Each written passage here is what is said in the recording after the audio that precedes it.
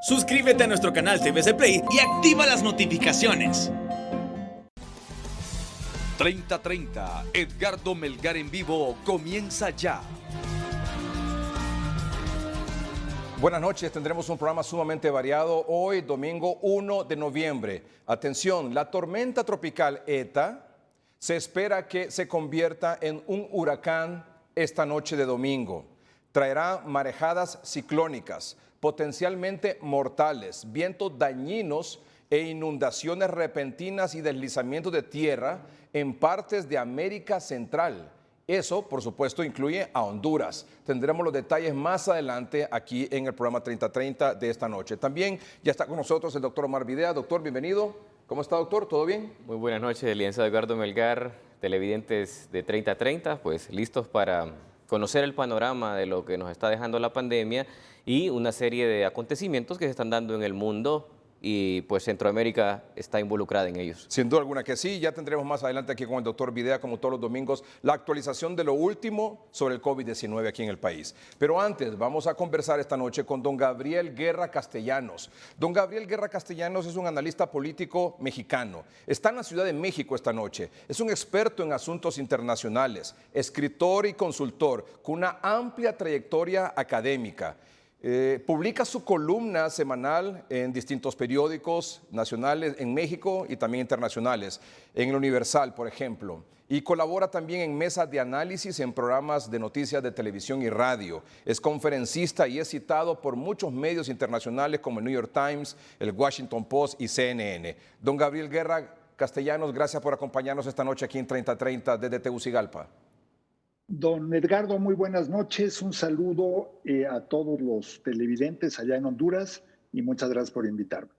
Don Gabriel, la pregunta es, ¿está todo definido en las elecciones en Estados Unidos este próximo martes? ¿Hay un claro favorito? Mire, hay un claro favorito y creo que todo apunta, si le hacemos caso a las encuestas, a que Joe Biden, con una ventaja de 8 puntos en las encuestas, debería ser el próximo presidente, pero ya vimos hace 4 años que las encuestas pueden ser engañosas.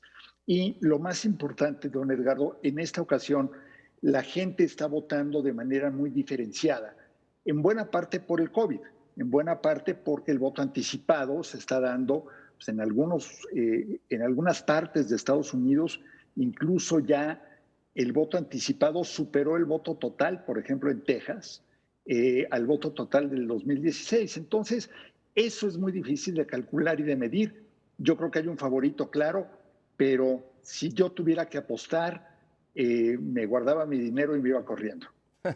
Ahora, don Gabriel, si extrapolamos la intención, según las encuestas, del voto popular al voto electoral, es decir, el del Consejo Electoral, que al final es el que decide al presidente de Estados Unidos, porque esta no es una elección directa, sino que es indirecta, no es el voto popular el que hace presidente o hará presidente a Joe Biden o a Donald Trump. Si extrapolamos el resultado de las encuestas, ¿diría usted que va a coincidir con el voto electoral? Me parece que ahí es donde está el riesgo para los demócratas. Don Edgardo, lo vimos de nuevo en el caso de Hillary Clinton, en donde efectivamente las encuestas le auguraban una victoria en el voto popular. No se dio, pero no se dio en los estados que eran clave para ella. Y yo creo que en parte por exceso de confianza, en parte porque, para sorpresa de muchos, los republicanos han desarrollado un ejército de operadores electorales, digamos, de operadores en tierra, que han resultado muy exitosos. Es un fenómeno nuevo, relativamente nuevo en Estados Unidos. Don Edgardo, antes los demócratas eran los reyes de la operación electoral, que algunos, si fuera en nuestros países, le dirían acarreo o compra de votos. En Estados Unidos ya ve que son los reyes de la doble moral, entonces ahí dicen que es simplemente operación electoral. Pero lo que antes era el territorio, digamos, de los demócratas, ahora ha sido de los republicanos, y allí es donde yo me temo que Donald Trump puede dar todavía una sorpresa. ¿Es posible que alguien gane de forma arrasadora? Sí, estamos frente a un fenómeno, y usted lo señala muy bien, don Edgardo, y qué bueno que lo apunta, porque la mayoría del público no sabe o no recuerda que esto se decide estado por estado. El ganador del voto popular en cada estado se lleva el paquete o el contingente de delegados al colegio electoral de ese estado. Entonces, una victoria por 8 o 10 millones de votos en California da igual a que si fuera una victoria por 5,000 votos, pero en Wisconsin, por ejemplo, en Pensilvania, que son estados que están en la disputa, en Carolina del Norte, en Georgia, en Florida, una diferencia de 10,000 votos puede hacer que ese contingente se vaya para un lado o para el otro. Si logra operar bien el ejército de Joe Biden, bueno, podría arrasar con los 10 puntos de ventaja que traen en encuestas. Si se equivocan, podríamos todavía, cada vez menos, pero todavía hay una ruta hacia la Casa Blanca, hacia la reelección para Donald Trump, sin duda. Don Gabriel, ¿para usted sería una sorpresa que ganara Trump? No, yo soy pesimista por naturaleza, ¿no? Me gusta pensar, y cuando digo pesimista no es que esté yo de ninguna manera tratando de opinar acerca de por quién deberían votar los estadounidenses, simplemente pensando como ciudadano de México y del mundo. Don Edgardo, creo que pues, nos convendría un poco de estabilidad y certidumbre en la Casa Blanca, a todos. Ustedes, hermanos hondureños, y perdón que lo diga así, no es una frase vacía, somos al final todos pues parte de una misma región, de las más golpeadas por las políticas estadounidenses en materia comercial, en materia migratoria, pero no solamente nosotros, pues quisiéramos ver probablemente un resultado distinto. Yo creo que el enorme riesgo aquí es que las encuestas se equivoquen no por mala metodología, sino porque hay mucha gente que no está diciendo sus preferencias reales, hay mucha gente que no está respondiendo a los encuestadores y, insisto, el exceso de confianza de los demócratas, sucedido hace 4 años, ha aumentado esta vez porque muchos piensan que las protestas en contra del gobierno o de Trump o del sistema, todo el fenómeno, por ejemplo, de Black Lives Matter, es garantía de que la gente va a votar en contra de Trump. A mí me preocupa que tal vez se haya agotado esa energía y que no salgan a votar. En ese sentido, usted lo mencionaba, más de 90 millones han votado ya por adelantado, quizás por no hacer las largas filas del día de la elección, del martes, por el tema del temor a la pandemia, entre otras cosas. Pero creo que es histórico esto, don Gabriel. Más de 90 millones de estadounidenses han votado ya por adelantado. ¿Ese voto por adelantado tiene alguna inclinación hacia Biden o hacia los republicanos? Bueno, primero, don Edgardo, para darle un punto de referencia al auditorio, hace 4 años fueron alrededor de 25 millones los que votaron por adelantado. Nada más para darnos cuenta de cómo esto casi se ha cuadruplicado. En general, la mayoría tienden a ser demócratas. Los votantes republicanos, por diversas razones, son más tradicionales, más conservadores en todos sentidos, son los que van a votar predominantemente el 3 de noviembre. Ahora, de nuevo, la pandemia ha cambiado muchas cosas y tenemos un riesgo adicional creo que vale la pena explorar, que es cómo y cuándo se van a contar esos votos adelantados o por correo y si van a valer o no, porque ya el presidente Trump ha expresado que no confía en ellos. Entonces, ahí tenemos un riesgo de un conflicto legal y hasta constitucional, eventualmente. Sí, porque Trump sugirió que los votos que lleguen después de la medianoche del martes no sean válidos. Eso le está metiendo más leña a fuego, más tensión a lo que ya hemos tenido durante estas últimas semanas. Fue incluso más allá el día de ayer señalando que los que no se alcancen a contar, a las 12 de la noche del 3 de noviembre ya no deberían valer. Exacto. Lo cual es absolutamente inédito y va en contra de todas las normas de la operación electoral en Estados Unidos. Pero hay un riesgo y de hecho si usted observa, la última semana, 10 días, yo procuro siempre que puedo ver televisión transmitida desde Estados Unidos para poder ver los anuncios, los spots comerciales de los partidos que están a todo volumen en este momento. Y cada vez más los demócratas, incluyendo gobernadores demócratas, llaman a la gente a no votar por correo, sino a depositar su voto en los centros recolectores de voto previo o a ir a votar directamente. O sea, sí hay un temor de que tal vez millones de votos pudiesen no contar al final del día o de que se vuelvan materia de una disputa legal, que haya demandas de parte de los republicanos para inhabilitarlos. Así que, por si no tuviéramos suficiente con la incertidumbre de la política, ahora vamos a tener ahí metidos a los abogados. Y bueno, usted y yo sabemos, no sé si usted sea abogado, lo digo con todo respeto, pero todos sabemos lo que pasa cuando los abogados se meten a la operación electoral. Por supuesto. Eso implicaría entonces que este asunto puede llevar a una batalla legal, a los tribunales, a la Corte Suprema de Justicia, y que incluso no sepamos entonces el propio martes quién ganó, sino que esto nos pueda tomar días y hasta semanas. Don Gabriel. Esto podría tomar semanas y yo le recordaría al público lo que sucedió en el año 2000, cuando todo apuntaba a que Al Gore se llevaba el triunfo, después vino la reversa en Florida, después vino una larga cadena de demandas y contrademandas y abogados pululando por todos lados. Ahí se hicieron grandes fortunas políticas y económicas de despachos de abogados que se especializaron en eso y llevaron incluso el asunto a la Suprema Corte. Bueno, solamente que ahí, don Edgardo, había dos jugadores que iban de acuerdo a las reglas. Al Gore finalmente concedió, hay que decirlo, fue un caballero, fue un gentleman de la política, y porque pudo haber peleado más y pudo haber convertido esa situación todavía en más inestable. En esta ocasión, el mismo presidente Trump ya anunció su intención de no aceptar resultados que él no considere justos, lo cual pues, puede ser absolutamente cualquier cosa. Entonces podríamos, ojalá que quien gane, y ya olvidemos por un momento preferencias, que quien gane sí lo haga de manera abrumadora, para que no haya mayor lugar a disputa postelectoral. Los latinoamericanos sabemos, en México sabemos muy bien lo costoso que puede resultar un conflicto postelectoral. Ojalá que no suceda con el país más poderoso del mundo. Sí.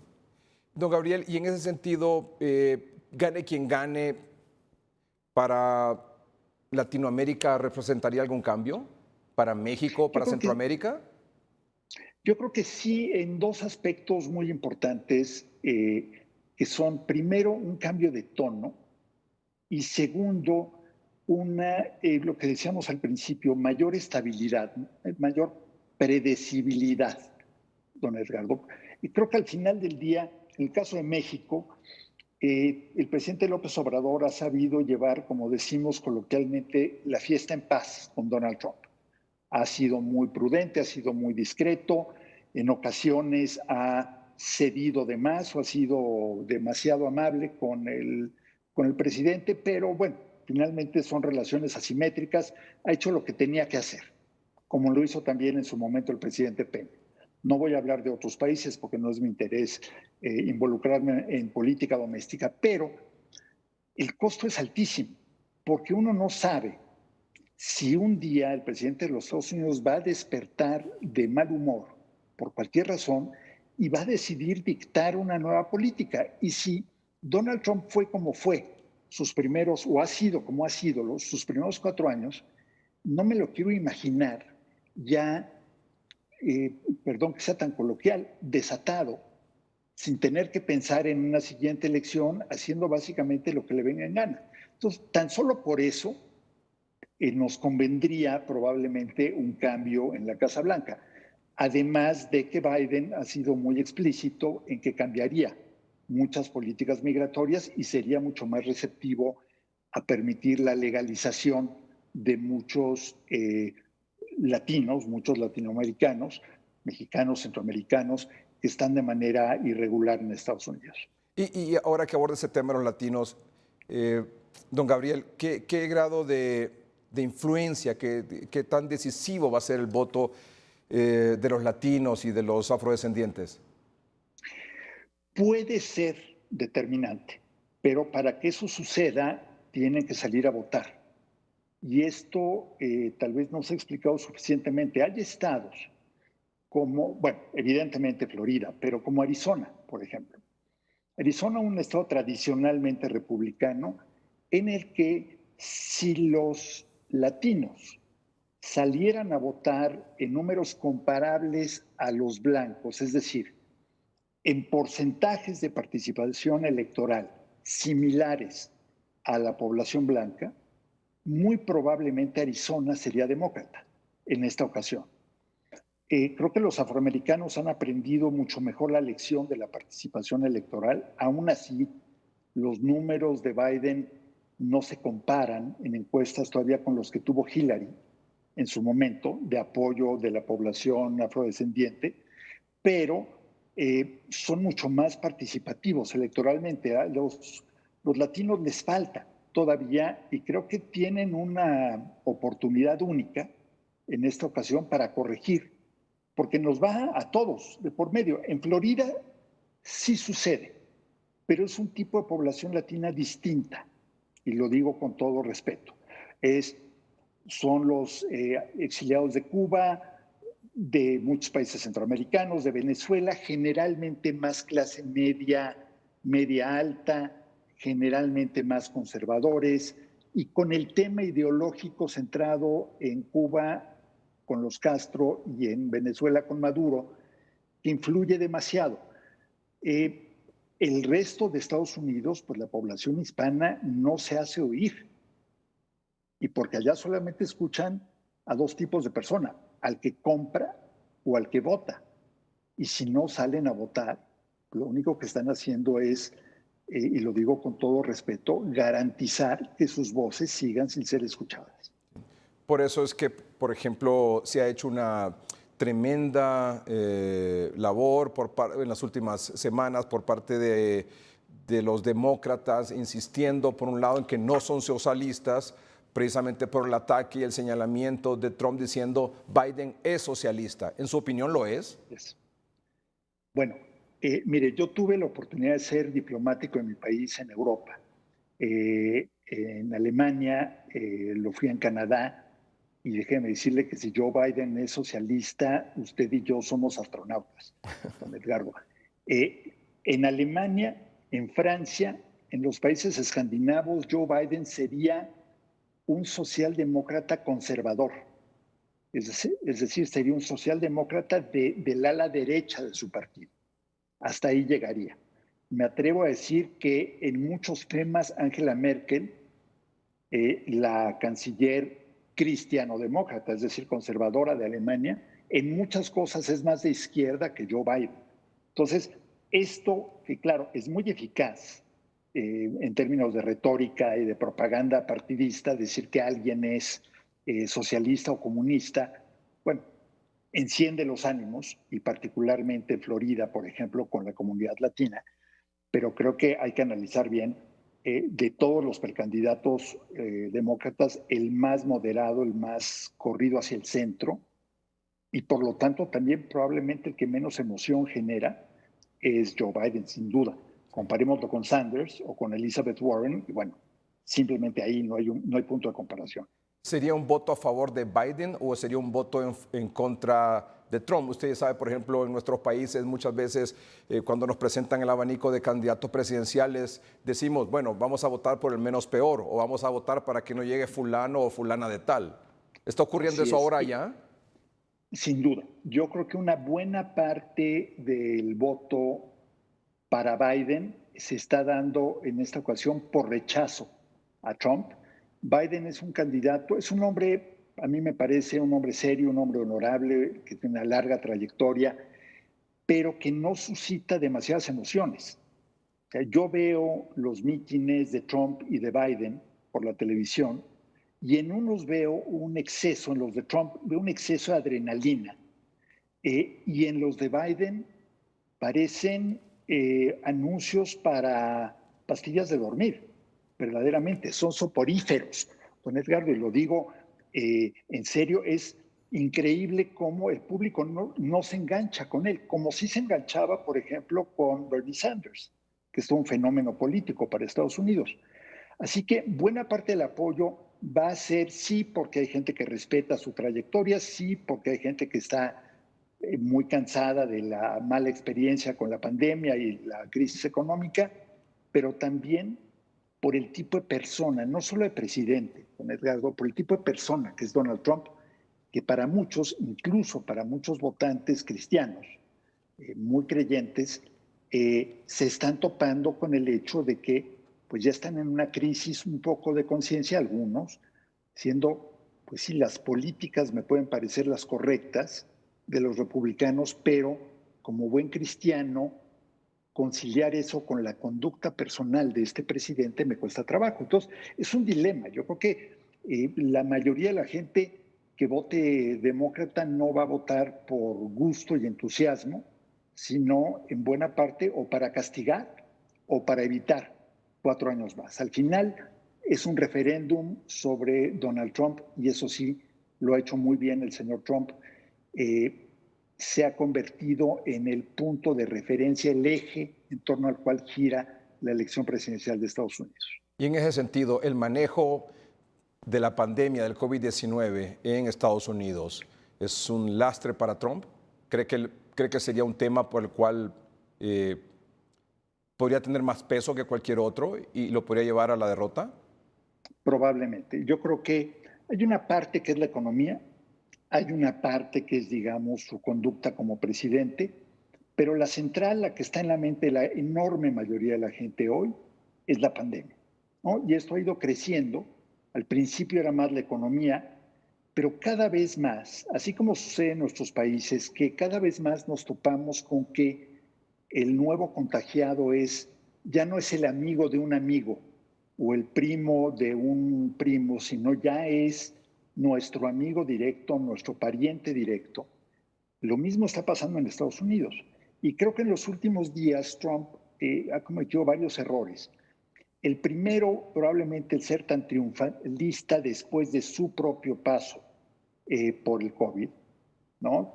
Habiendo tenido acceso a tratamiento médico privilegiado, pero después con algunas expresiones muy peyorativas, la última acerca de los médicos, diciendo que ahora hay médicos que con tal de ganar más dinero están declarando a algunos fallecidos como fallecidos por COVID cuando no es así.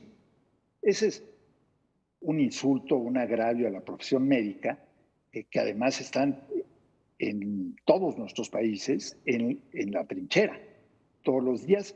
Y yo creo que entre los votantes de Trump, que son mayoritariamente, digamos, de edad promedio más avanzada, ¿no? El votante tradicional de Trump no es joven. Pues la incidencia de COVID, la incidencia de amigos, familiares enfermos o muertos por COVID es mayor. Yo no sé qué tal esté resonando eso. Esa parte de burlarse incluso de quienes llevan puesto un cubrebocas. Lo hizo hace unos días, con una comentarista de Fox News, con Ann Coulter, que es decir, bueno, ya esto es patear al pesebre, como decimos nosotros, ¿no? Entonces, creo que eso le puede costar y sí creo que hay un enorme temor e incertidumbre entre la población por el tema de la pandemia. Es un fenómeno pues, que nadie ve, pero que todo el mundo siente, que todo el mundo percibe y que tiene en jaque a todas partes. En cuanto a la gestión, pues, ¿cómo decirlo? Tiene cifras Estados Unidos de contagio y de mortandad similares a las de países en vías de desarrollo, siendo la economía más grande del mundo y teniendo el aparato que tiene de salud y de recursos económicos para hacer lo que quiera con la pandemia. Así que yo sí creo que si hay un factor decisivo es sin duda la pandemia. Don Gabriel, ¿siente, percibe, es así o no, que se están ocupando menos de nosotros, de Latinoamérica, de México, de Centroamérica, por ejemplo, en estos últimos 4 años de Trump? ¿Percibe que así es? ¿Nos están prestando menos atención? Creo que así ha sido el último año, año y medio. O sea, Donald Trump arranca su campaña, usted recordará muy bien, don Edgardo, ofendiendo, agraviando a los mexicanos, diciendo que violadores, asesinos, narcotraficantes y algunos buenas personas. Así dijo, lo recuerdo puntualmente. En los debates con Hillary, México, la migración, el libre comercio eran temas recurrentes. Yo tuve ocasión, un par de los debates, de verlos en oficinas de amigos míos o funcionarios públicos o empresarios que tenían ahí la pantallita del tipo de cambio. Veía uno cómo el peso se desplomaba cada vez que Trump decía algo acerca de México. Hace 2 años, en las intermedias, teníamos el tema de las caravanas, recordará usted. Algunas de ellas originadas en Honduras, en El Salvador, Así es. que le sirvieron como propaganda. Y yo llegué a pensar, yo soy muy mal pensado, pero yo llegué a pensar que pues, el mayor beneficiario de eso, sin duda, era el Partido Republicano y Donald Trump. Y de un año, año y medio para acá ha bajado. Ha bajado, afortunadamente, se ha concentrado mucho más en China como enemigo, y con todo el tema de la pandemia, todavía más. Yo diría, cada día que pasa es un día que nos podemos dar de santos de que no se acuerde de nosotros. Pero ¿cuánto va a durar eso? ¿Cuánto va a durar? Y este es, de nuevo, vuelvo al tema inicial de la conversación. Necesitamos tener interlocución con personas que sean predecibles. Si es nuestro enemigo, bueno, se vale, pero más vale saberlo y no estar en este péndulo en el que un día somos grandes amigos. Recuerdo cómo recibió al presidente López Obrador de México en Washington, como el gran aliado. Al día siguiente somos criminales, al día siguiente somos los culpables de todos los males del universo. Entonces, por esas razones creo que, pues sí, podemos agradecer a los hados de la política que se haya olvidado de nosotros un rato, pero no sé cuánto tiempo vaya a durar. Muy bien. Don Gabriel Guerra Castellanos, tengo que interrumpir un momento la entrevista. Ya regreso con usted, creo que son tal vez unos 3, 4 minutos, porque hay un mensaje en cadena de radio y televisión del gobierno sobre el tema del COVID-19. Ya volvemos para concluir la entrevista. Por favor, aguarden un momentito. Gracias. Claro que sí. Regresamos, don Gabriel Guerra Castellanos, es analista político mexicano, experto en asuntos internacionales, un escritor y consultor con amplia trayectoria académica y publica todas las semanas su columna en el diario El Universal y también es conferencista citado por muchos medios internacionales de mucho prestigio como el New York Times, el Washington Post y CNN. Y nos acompaña esta noche con esta entrevista tan interesante, tan orientadora e ilustradora para todos los amables televidentes esta noche de 30-30. Don Gabriel, cerramos entonces diciendo que si no hay un ganador contundente la noche del martes, esto nos va a tomar días y probablemente semanas que pueden incluir una batalla legal y esto puede llegar hasta la Corte Suprema de Justicia, como ocurrió en el caso de Gore y Bush, y ahí se puede definir todo a favor de Trump. Efectivamente, don Edgardo, porque primero recordar que a diferencia de Al Gore, Donald Trump no va, si hay espacio de duda, no va a conceder fácilmente. Incluso hay quienes opinan que no va a conceder la derrota, punto. Pero bueno, yo soy más mesurado en ese aspecto. Creo que si tiene cualquier resquicio, lo va a disputar.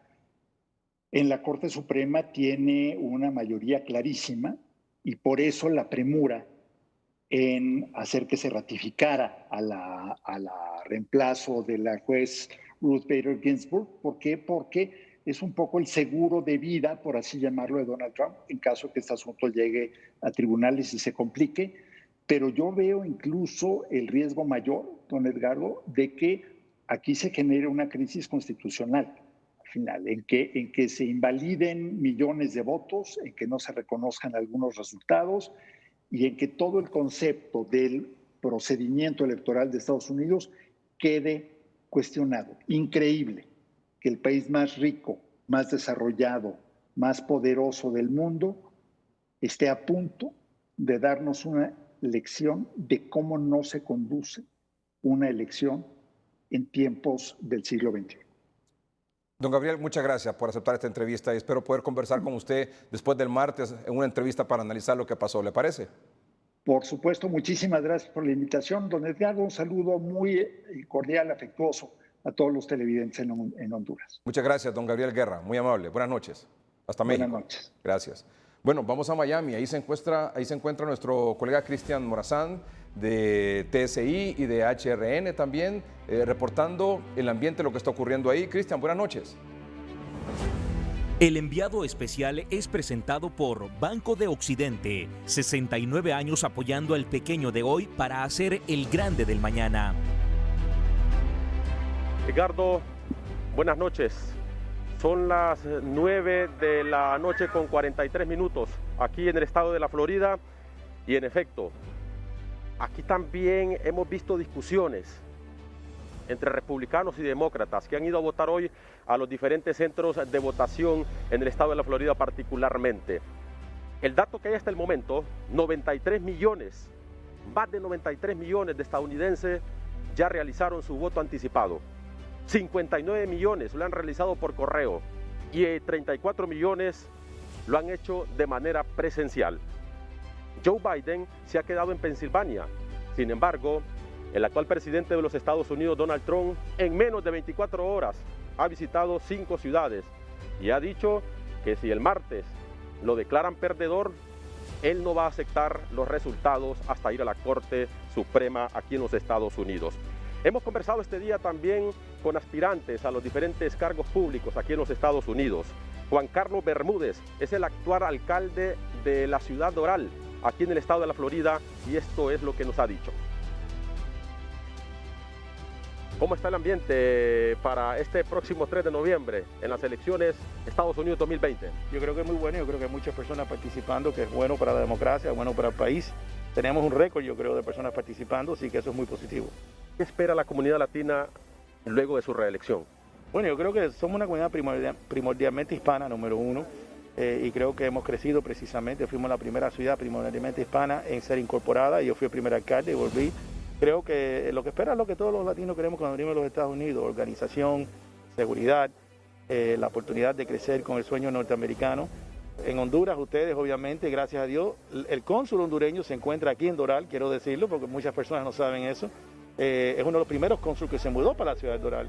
Así que es el centro de la actividad de la comunidad hondureña en el sur de la Florida.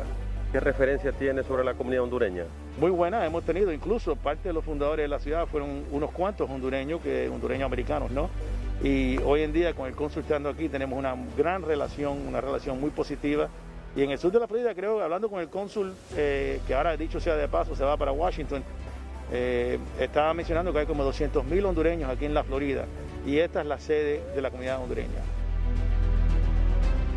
Por supuesto, la comunidad latina tiene participación en estas elecciones 2020 y qué bien hablan de los hondureños. Hay muchos hondureños que también fueron a ejercer su sufragio este día a los diferentes centros de votación aquí en el estado de la Florida. Estamos aquí transmitiendo y por supuesto vamos a llevar todos los detalles a través de la fuerza informativa más grande de Honduras, HRN, Canal 5, TSI y tunota.com, gracias a Banco de Occidente, 69 años apoyando al pequeño de hoy para hacer el grande de mañana. Junto a mi compañero Carlos Gálvez, regresamos hasta la capital de Honduras, Tegucigalpa. Bien, gracias Cristian Morazán. Vean la imagen que está aquí del Centro Nacional de Huracanes en Miami. La tormenta tropical ETA, que esta noche se convierte en huracán. Si usted no le tiene miedo al COVID-19, por lo menos téngale miedo al huracán. Aumento del caudal de los ríos, de las quebradas, más lluvia en las carreteras, más neblina en las carreteras, más riesgo en el mar. Usted tome su decisión. Vamos a hablar sobre ese tema. El doctor Omar Videa esta noche. ¿El tema de hoy, doctor? Realmente sigue siendo el abordaje que se le tiene que dar a los próximos días en la pandemia en función de la movilización que pues, se ha autorizado en el país. ¿Pero qué en su opinión? No debería de darse. Ya volvemos.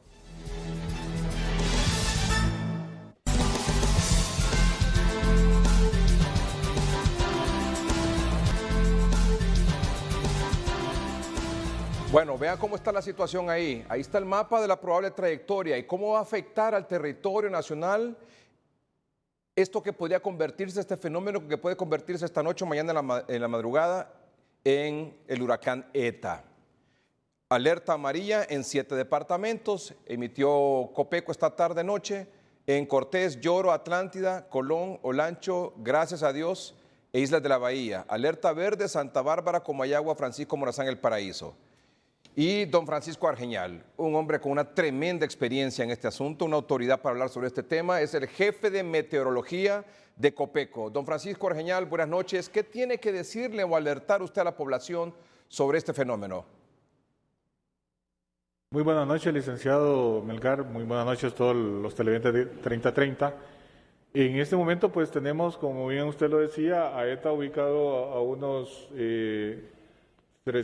casi 400 kilómetros al este del Cabo Gracias a Dios. Se está moviendo siempre en dirección hacia la costa caribe nicaragüense con una velocidad de 20 kilómetros por hora aproximadamente. Se espera que mañana empiece a moverse más lentamente y, como usted lo decía, que se convierte en huracán. Bien, ¿qué tenemos en este momento, licenciado? Tenemos vientos del norte que están soplando y trayendo humedad desde el Mar Caribe, depositándolo en las montañas del norte de Honduras, especialmente al norte de Cortés, de Atlántida, Colón y La Mosquitia. Estas lluvias mañana se van a incrementar porque el viento se va a acelerar un poquito más porque tenemos una masa de aire frío aquí al norte de Yucatán que nos está provocando esos vientos que están transportando esa humedad y que estarían dejándonos lluvias para mañana y pasado principalmente. Porque ETA se encuentra acá, mañana se pronostica que esté por esta posición casi sobre los bancos de pesca de La Mosquitia y luego que en 48 horas se acerque a la costa caribe nicaragüense. Como puede ver usted, aquí hay varios modelos que pronostican la trayectoria de ETA y justamente es esto lo que nos deja una incertidumbre que puede pasar a partir del miércoles de esta semana que estamos comenzando. Lo que podemos decirle a la población en este momento es que tenemos garantizadas lluvias para lunes y martes en los departamentos del norte de Honduras y en la zona oriente a partir del miércoles. Por eso es que tenemos esa alerta que ustedes miran el mapa vigente ahí, en alerta amarilla, los departamentos de Cortés, Atlántida, Colón, Lloro, Olancho, Gracias a Dios e Islas de la Bahía. Y en verde, El Paraíso, Francisco Morazán, Comayagua y Santa Bárbara.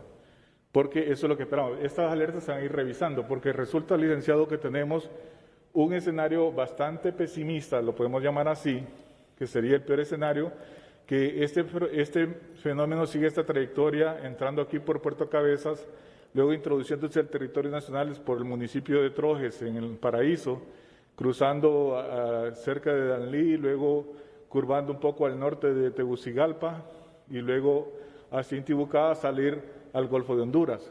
Ese es el pronóstico que nos está publicando el Centro de Huracanes de la NOAA. Y es el peor escenario porque tendríamos viento norte debido a la influencia de la cuña de alta presión o a la masa de aire frío, que estaría eso, juntándose con la circulación de aire cálido soplando desde el Mar Caribe, prácticamente convergiendo esos vientos aquí en el norte de Honduras, y eso nos dejaría altas precipitaciones, pero sobre todo el miércoles y jueves de esta semana, y eso agravaría el problema. Mientras que si se sigue una trayectoria un poquito más hacia el norte, tendríamos menos lluvias y eso pues no causaría mayor problema para Honduras y no significaría una situación de alto riesgo. Pero indistintamente usted me dice que el diámetro de este fenómeno es aproximadamente 700 kilómetros. Así que si agarra para el norte, aunque usted dice que es uno de varios escenarios, evidentemente, no hay nada definido, pero si agarrara para el norte, aún así las bandas estarían afectando el resto del territorio nacional. Sí, pero eso ocurriría si lo tenemos en una trayectoria, por ejemplo, lo que dice este modelo estadístico, que agarraría sobre la laguna de Caratasca, luego buscando aquí a salir cerca de Limón en Colón y luego pasando por Roatán, aquí nos provocaría altas precipitaciones en el norte, pero una vez que se ubica acá, la lluvia queda en la zona sur, pero no con la intensidad que nos dejaría si se viene por acá, porque si se viene por aquí, sí tendríamos entrada de bastante humedad del norte y luego entrada al Uf. Pacífico cuando esté en una posición aquí cerca de Tegucigalpa. Sí. Ese sería el peor escenario. Así es, así es. O sea que no hay nada definido. Lo que sí sabemos es que tenemos bajas temperaturas, tenemos viento y tenemos lluvias pronosticadas por lo menos hasta el martes o miércoles. Luego de ahí no se sabe exactamente dónde va a arreciar la situación. Sí, y ese es el cuidado que debemos de tener y llamamos a la población a estar pendiente de los informes Claro. que emita el Centro Nacional de Estudios Atmosféricos, Oceánicos y Sísmicos y los boletines de alerta que emita COPECO, porque este panorama, como le repito, va a estar más claro a partir de mañana por la tarde. Yo quisiera que usted hiciera una recomendación puntual. Si su familia tiene plan de salir para esta feriado morazánica, ¿usted lo autorizaría?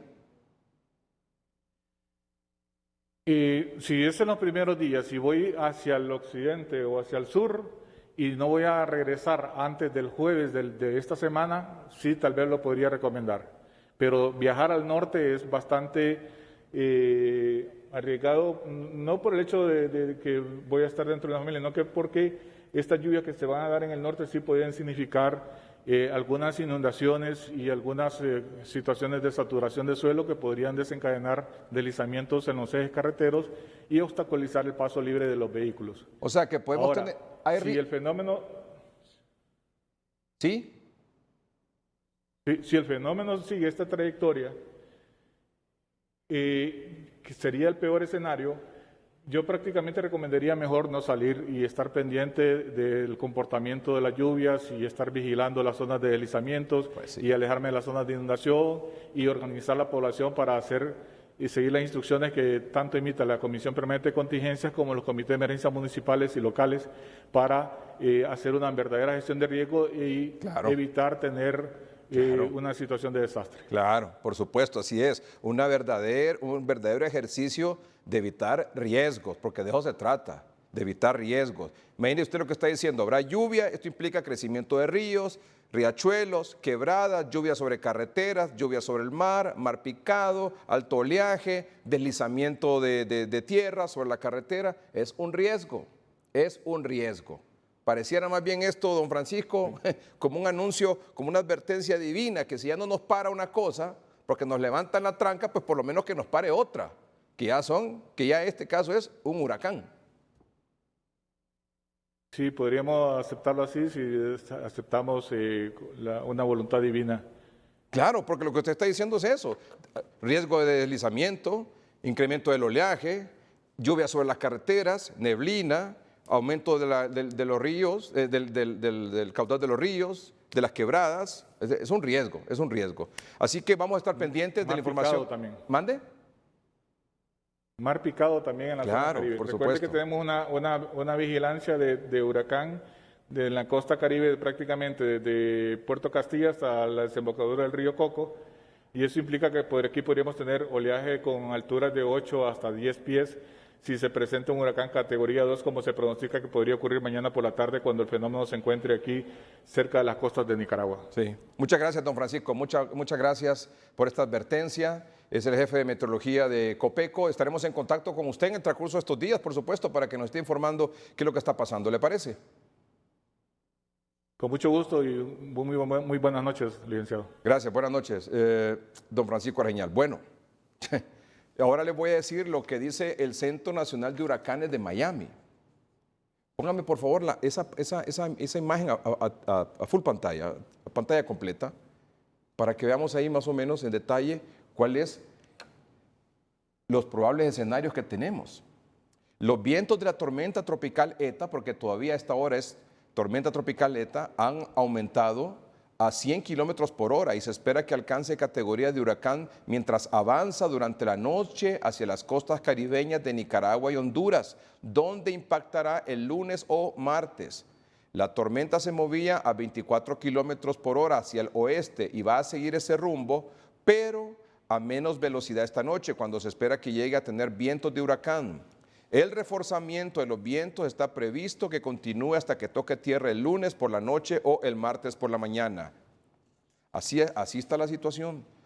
Además del viento, hasta el jueves en la noche, oiga bien lo que dice esto, además del viento, hasta el jueves en la noche se espera que ETA produzca lluvias de un máximo de 35 pulgadas. en el norte y en el centro de Nicaragua y la mayor parte de Honduras. Póngame aquí la pantalla, por favor. Mire, doctor, lo que dice esto. En este párrafo, el primero que está subrayado en verde, por favor. Póngame las pilas aquí, compañero.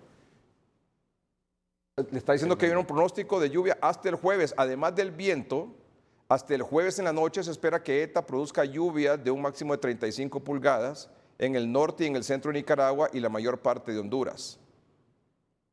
El oleaje de ETA se espera que afecte porciones de la costa de Centroamérica y la península mexicana de Yucatán en los próximos días. Bueno, así está la situación. Esto es lo último que hay al respecto, doctor. O sea, en guerra avisada no pueden haber muertos. Así es. ¿Para qué arriesgarse, doctor? Mire, yo lo lamento mucho y me duele, sinceramente, por mucha gente que está esperando ver la manera como se recupera del impacto económico que ha dejado esta pandemia. Se lo digo, doctor, nosotros estuvimos en Tornabé y ahí es gente humilde, gente luchadora que está buscando la manera como sobrevivir y lo ha hecho, lo ha logrado diversificando sus actividades. Reinventándose. Pero obviamente ha tenido un tremendo impacto. Pero salvar vidas no es negociable, doctor. No tiene precio. Desde mi punto de vista, salvar vidas no es negociable. Mire, levantaron la tranca sin restricciones a partir del miércoles. Es un riesgo. Es un riesgo. Es un riesgo. Pero vaya, aquí nosotros hemos dicho, las recomendaciones, ¿verdad? Si es adulto mayor, si tiene comorbilidades, no salga, punto. Tampoco es negociable. Sí. Y si va a salir, pues salga con su círculo íntimo, el que vive bajo su mismo techo, con el cubrebocas permanente, con el distanciamiento físico, con el distanciamiento social, el uso de gel permanente, porque como se anda en la calle, no necesariamente siempre se tiene acceso al agua y el jabón. Bueno. Hemos dado las recomendaciones, doctora. Ahí no nos pueden decir que nosotros hemos dicho que no, no. Hemos dicho, bueno, si ya se tomó esa decisión, pues entonces nosotros nos toca aconsejar, los expertos, como el doctor Videa aquí, el domingo pasado hicimos un gran programa diciendo qué es lo que se podía y qué es lo que no se podía hacer. Lo reforzó el lunes pasado también la doctora Portillo. Qué hacer y qué no hacer y cómo hacerlo. Pero bueno, ahora nos está hablando que viene un huracán, doctor. O sea, son señales divinas. Sí. Si no entienden de una manera, que entiendan de otra. Sí, porque lastimosamente se puede terminar pues, perdiendo la vida. Nosotros regresamos anoche de Tornabé a las 6 de la tarde, una tremenda neblina ahí alrededor y lluvia en casi toda la carretera.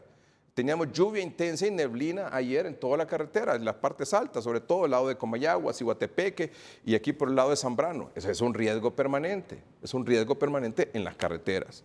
Entonces, lo que nos toca es, como medio responsable, decirle, mire, esto está pasando, esto es lo que usted debe hacer y esto es lo que no debe hacer. Es como a un adolescente cuando usted le dice, mire, aquí hay dos caminos, este con estas consecuencias y este otro con estas consecuencias. Usted elija, nosotros no vamos a elegir por usted. Así que nuestra recomendación es, ya con estas dos circunstancias, un desplazamiento relativamente masivo. Un riesgo de huracán, ya nos están diciendo que habrá lluvia, bajas temperaturas, viento. Y tenemos la pandemia, doctor.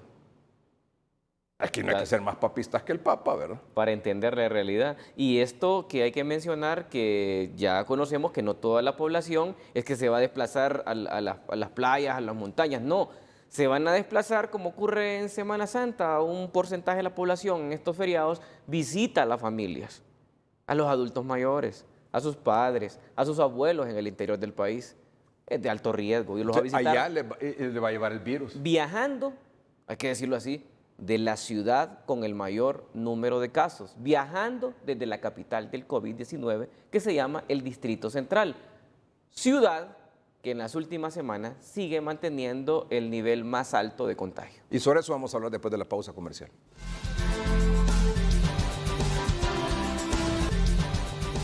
Miren, algo que en lo que vamos a coincidir en esta noche con la información de Sinajer, vamos a coincidir hoy. Ese es un mensaje de hoy, esa es una captura de pantalla. No, muéstrame la captura de pantalla, porque ahí está como en negro. No, búsqueme la captura de pantalla, ¿es esa? Sí.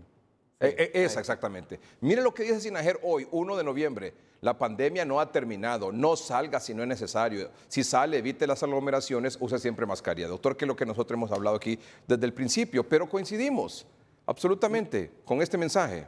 Nunca es tarde para orientar a la población y en este momento creo que eso debe de estar día tras día. haciendo el llamado a la población, porque es una realidad lo que hemos venido hablando de hace un par de semanas en relación a los acontecimientos que se iban a dar en estos días. Casos COVID-19 por departamento de Honduras. ¿Cómo estamos hoy, doctor? Hoy llegamos ya a 98.212 casos con el reporte que se ha dado el día de hoy por SINAGER, y llama la atención en esa tabla, curioso que han habido cambios en las posiciones. Durante 7 meses y medio de pandemia, esos 5 primeros departamentos, que es Cortés, Francisco Morazán, Atlántida, Lloro y Colón, que por primera vez es desplazado. 7 meses y medio después, Colón pasa al 6º lugar porque lo desplaza un departamento que lamentamos, porque fue de los últimos que registró casos en la pandemia, es el departamento del Paraíso. Cortés, Francisco Morazán, Atlántida, Lloro, y se incorpora el Paraíso en los primeros 5 lugares con más casos COVID reportados. Con el mayor número de casos, y otro departamento con ascenso es el departamento de Olancho. Bueno, claro, sí, Olancho estuvo en la posición 12 hace 3 semanas, hace 2 semanas en la posición 9 y hoy ya está en la posición número 7. Ahora, ¿cuántos me dijo que son los casos confirmados hoy? Los casos del día de hoy. Sí, no, perdón, hasta hoy son 98.212. ¿Por 5? ¿Por 5? Sí. Si uno no... Así, correcto. ¿Por 5? Lo mínimo, lo conservador. Por bajo. 491,000 hondureños. Sí, es medio millón. Medio millón. Eso es lo mínimo. Oigan lo que está haciendo el doctor Omar Videa, que conoce al dedillo y como la palma de su mano este asunto. Hoy hay 500,000 de hondureños infectados, sí, por lo bajo. Conservadoramente. Por lo bajo. Porque nos estamos acercando en ese pronóstico ya al millón. Sí. Al millón de casos. ¿Qué se va a dar en los próximos 7 días? Vamos a llegar, la próxima semana llegamos a 100,000 casos en el país. Seguramente, o sea, concluyendo, sí. ahora. Claro. El próximo domingo ya está. Si siguen haciendo una buena cantidad de pruebas, ¿verdad? En 4 días, 3.013 casos en 4 días. La semana anterior, 4.121 en 7 días. Si la tendencia sigue así, esta semana superará a la otra. Y llevamos acumulados en tan solo 16 días 12.745 casos. Casos COVID por departamento de Honduras, doctor. Ahí está el reflejo de lo que hemos venido hablando. El departamento ¿Esta cantidad de casos son reportados? Hasta el día de ayer. ¿Desde? Los últimos 3 días. ¿Jueves, viernes, sábado? Jueves, viernes y sábado. Ok, jueves, viernes, sábado. Aquí no incluye los de hoy, ¿no? Los de hoy.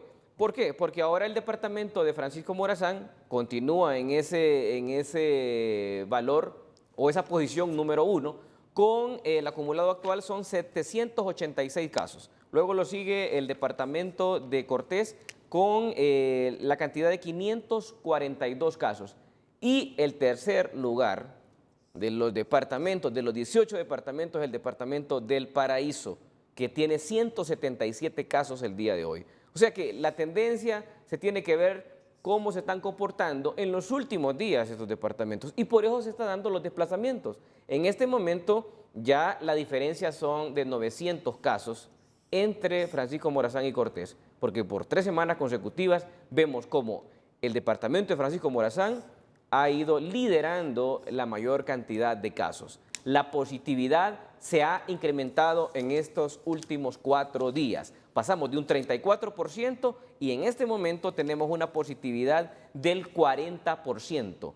Hoy, por ejemplo, tuvimos 1.858 pruebas procesadas y 808 casos, lo que da un 43% en la positividad. Y vea cómo va el comportamiento también de la letalidad, donde Comayagua vemos que ya comienza a despegarse. Oh, tremendo Comayagua, doctor. Tremendo Comayagua. La cantidad de fallecidos en relación a la cantidad de casos, primer lugar Comayagua, segundo lugar Copán, tercer lugar Olancho. Y han estado como empatados, ¿verdad? Sí, han estado. Bueno, en primer lugar hay que decirlo que Comayagua, Copán y Olancho es donde más reporte de fallecidos hay.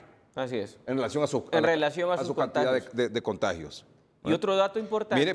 Mire, gracias a Dios, doctor. Sí, está en un cuarto lugar y sabemos no ahí muy que lejano. por la dificultad hay un probable subregistro ahí del número de decesos. Y otro punto importante es que estas barras rojas en las últimas semanas se habían quedado en 7, pero hoy tenemos 9.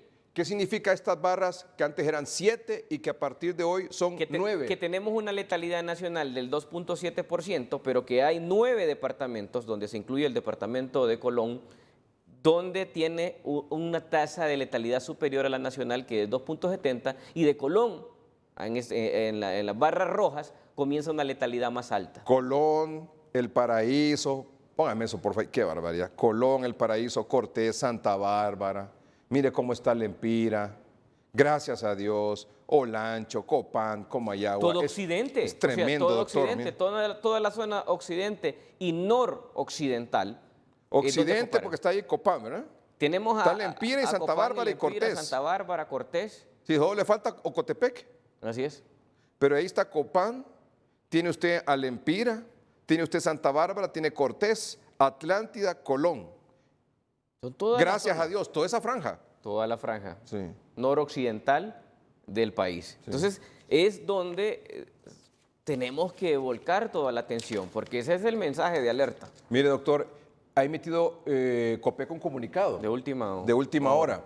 Tiene 2 páginas, son 9 puntos, 10, perdón, pero quiero destacar el punto 6. Si lo podemos mostrar, por favor, este comunicado, si son tan amables. Dice, por ejemplo, entre otras cosas, que ya se está, el número 6, por favor, vamos con el punto 6, porque ese es un comunicado en relación a ETA. Punto 6, para abajo, ahí, muy bien. De acuerdo a los protocolos del sistema de alerta temprana, ya se está hablando que los departamentos con alerta amarilla, que son 7, deben realizar evacuaciones preventivas. ¿Me pueden subrayar eso? Evacuaciones preventivas, por favor. Evacuaciones preventivas, sobre todo en sitios de riesgo. Para ello se han hecho coordinaciones con alcaldías municipales para que activen sus comités de emergencia local y municipal y comiencen con acciones de protección. Vamos al punto 7. Ya Copeco ha preposicionado en sus oficinas regionales más de 120,000 libras de alimentos, además de insumos logísticos como colchonetas, frazadas, láminas, kits de atención, entre otros. En el punto 8, también se tendrá una reunión mañana. En el punto 8 dice, se tendrá una reunión mañana con el fin de responder de forma integral a los posibles embates de ETA. Y aquí viene lo más importante. No hay forma de ponerlo rojo nada más ahí. Además de analizar las determinaciones de movilización por feriado morazánico. Okay. Ojo con eso. Ese es el más importante. Además de analizar las determinaciones de movilización por feriado morazánico. Luego, déjeme ahí siempre el rojo. Copeco hace un llamado a la conciencia de la población hondureña para que actúen con prudencia y eviten poner en riesgo su vida. Si vive en zonas de riesgo, evacúe y no cruce ríos, vados o quebradas y crecidos. Bueno, lo que nosotros habíamos alertado de aquí anteriormente. Pero mire, para mí la noticia es esa. Además, se va a considerar mañana analizar las determinaciones de movilización por feriado morazánico. Mire, si esto sigue así, si ya este es huracán, mañana lunes, indistintamente si agarra para el norte o agarra en el centro o viene para el sur, tenemos el COVID, cancelen eso, hombre. Mire, discúlpenme lo que yo lo diga, cancelen eso.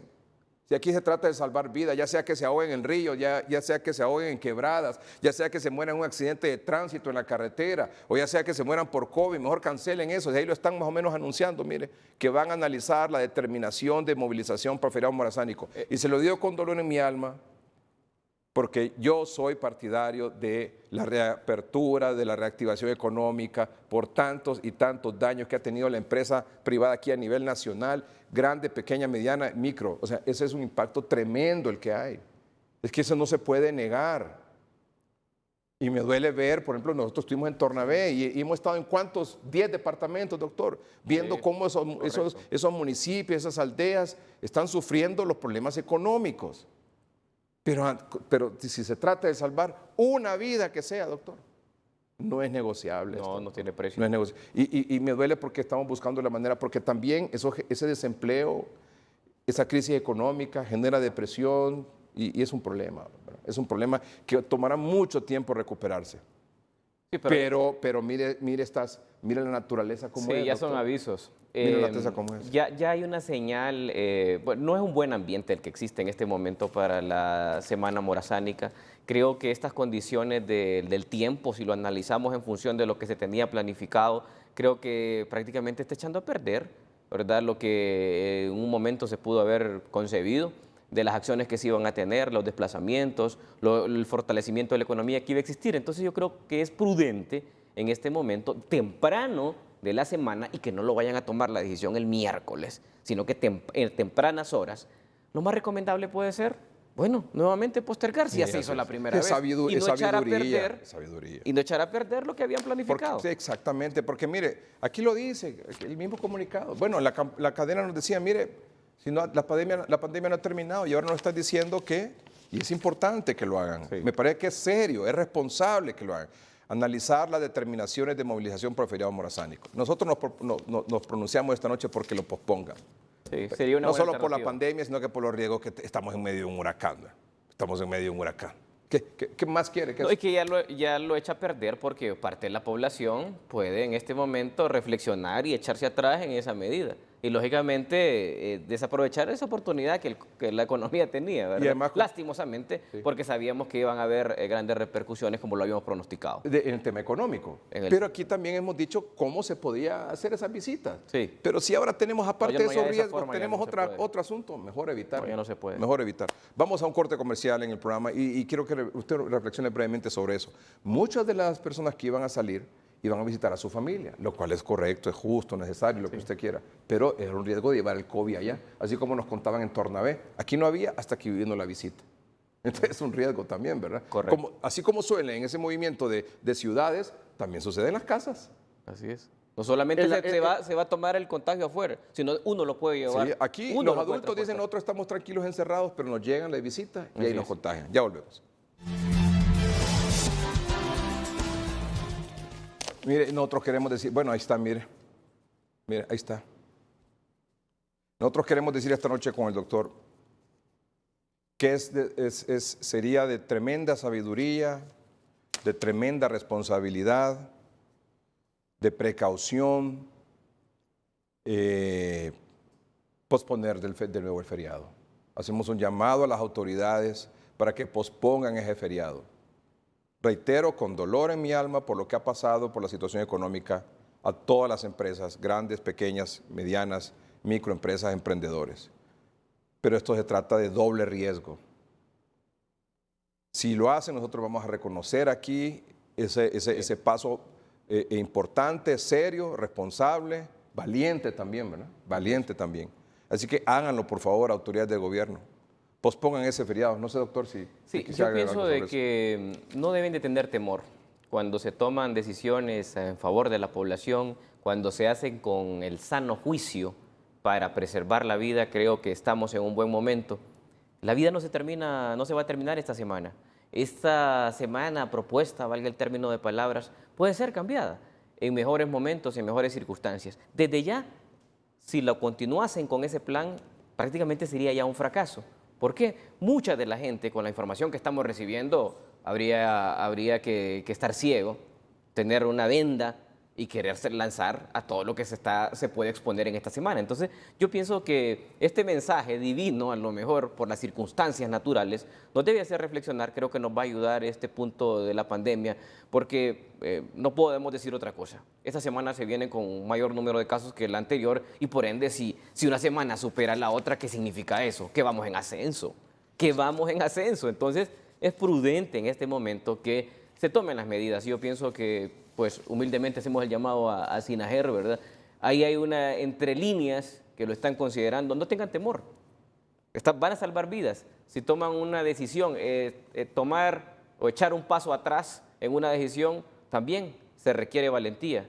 No es cobardía retirar lo que se había propuesto, porque las circunstancias lo están dando. Es actuar con responsabilidad, doctor. Así es. Es actuar y de lo que se trata es de la prevención, ¿no? Si es que decirle que salgan. Van a haber 1000 personas ahí en toda la carretera. ¿Y usted cree que eso va a evitarla? Sí, para que ocurran accidentes. Sí. Que van a aumentar son los factores para que se den bajo las condiciones de climatología que se dan.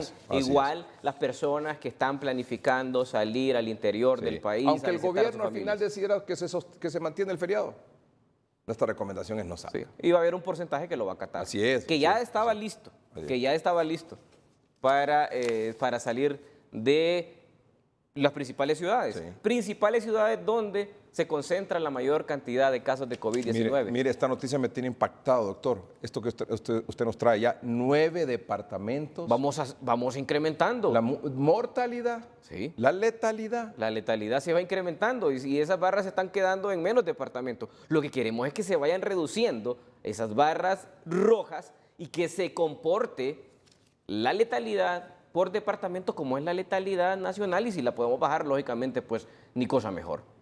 Muy bien, vamos a un corte comercial y regresamos para despedir el programa esta noche.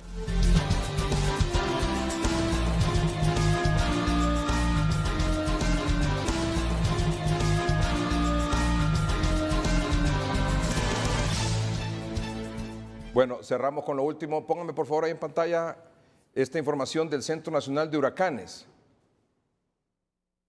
Pongámoslo en pantalla. Muy bien. Es de las 10 de la noche del tiempo del este, es decir, de las 9 de la noche de Honduras. Sí. ¿Qué dice? Tormenta tropical ETA está cerca de la intensidad de un huracán y ahora se pronostica que se intensificará rápidamente hasta convertirse en un gran huracán al tocar tierra a lo largo de la costa nicaragüense la madrugada del martes. Póngame, suba un poquito ahí para ver la gráfica. Bueno, mire, eso es lo que está diciendo el Centro Nacional de Huracanes en Miami. Y otra información que acaba de salir también. En el tuit del Centro Nacional de Huracanes. Póngame la traducción, por favor, si son tan amables. Oiga lo que dice ahí. Se espera una marejada ciclónica potencialmente mortal. Se espera una marejada ciclónica potencialmente mortal en partes de la costa de Nicaragua cuando ETA toque tierra. Además, las lluvias intensas de larga duración provocarán inundaciones repentinas catastróficas y potencialmente mortales en partes de América Central. Súbeme por favor eso. Súbalo. Y mire cuál es el pronóstico que tiene de ruta. ¿Incluye o no incluye Honduras? Ahí está. Ahí está. Bueno. Qué Y horrible. mire usted que, como decía don Francisco Argeñal, decía, mire, puede venirse para abajo, puede irse para arriba o puede quedarse estacionado. Y no sabemos durante cuánto tiempo o cuánto tiempo va a tomar para que salga por el sur o salga por el norte. Pero mientras esté estacionado o salga por el sur o salga por el norte, ¿qué catástrofe no puede generar en Honduras? Por favor, señores de la Comisión Permanente de Contingencias COPECO, pospongan ese feriado morazánico. Se lo solicitamos respetuosamente, lo vamos a reconocer como un tremendo gesto de valentía y de responsabilidad con el pueblo hondureño de parte de ustedes. Doctor. Sí, definitivamente creo que estas son más que señales divinas, son señales para acatar responsabilidad. Se vienen momentos difíciles para el país, o sea, es terrible lo que se nos avecina. Dios quiera que no sea así, pero ya solo la pandemia nos estaba complicando la vida aquí en el país, no digamos con lo que se está viniendo. Recordemos que fueron episodios lamentables hace 22 años y precisamente en este momento se está cumpliendo pues un aniversario más de ese terrible huracán Mitch que lamentablemente vemos que pudiese repetirse. Yo me atrevería a decir que con solo esto que estamos leyendo aquí, que es lo último que está saliendo del Centro Nacional de Huracanes, la misma empresa privada va a pedir que se suspenda eso. Es que ya es un fracaso. O sea, con esto. Eso es un fracaso, que se siga. Actuar responsablemente, ¿va? Sí. Actuar responsablemente. Hasta la misma empresa privada diría, mire, en esas circunstancias yo no quiero que vengan a consumir hasta aquí si van a correr el riesgo de morir en el trayecto. Sí. O de revuelta. Es prudencia. Prudencia, exactamente. Prudencia. Muy bien, doctor, le agradezco mucho como siempre su presencia aquí, su orientación, información. Estoy impactado con esta noticia. 9 departamentos ya con mayor letalidad. ¿En alerta roja? En alerta roja. En alerta roja. En alerta roja. Esa es la realidad. Seguimos incrementando esa alerta. Así es. Buenas noches. Gracias, doctor. Gracias a ustedes por su atención. Buenas noches y que estén bien.